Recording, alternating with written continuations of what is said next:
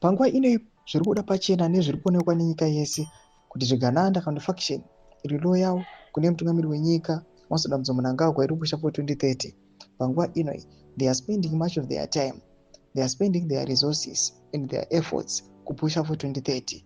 Panguva ino pari kuonekwa kunzi pane maparallel structures aripo, kuri kuonekwa kunzi another faction irimo zvekare the same party inova yebato rinotonga ruling party ZANU-PF.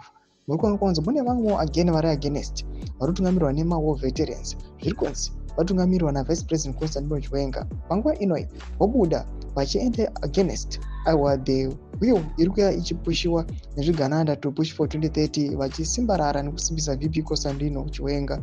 Rebva subscribe like on the bell like timira paendo aize makumi chaposta VP Constantino Chiwenga muri kuona avo vaenderamira achiti dear VP Chiwenga, thank you for protecting our constitution and upholding the values of our liberation.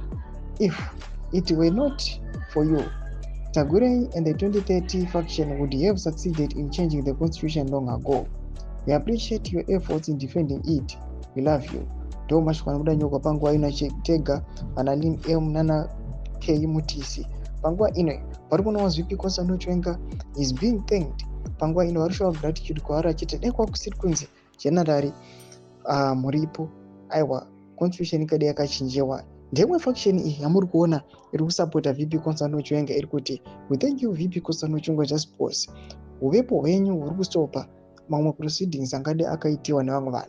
Mashoko ari kuda panguva ino mune Zimbabwe atamboti mboya mbokurukura mbotidza kuti munoti kudii pamusoro pechimiro chevapo ichi. Chiri kuonekwa kunzi aiwa pane mafactions maviri ari kuonekwa kunzi kune rimwe rinyazi kuonekwa kunzi rine strong financial background and riri very very powerful, nerimwe riri kuya panguva iro ichisimbarara nemutemo. Mbotidza mafungiro enyu moti kudii pamusoro pechitiko ichi. Ndakume section medu, musanga subscribe like chitamba bell icon.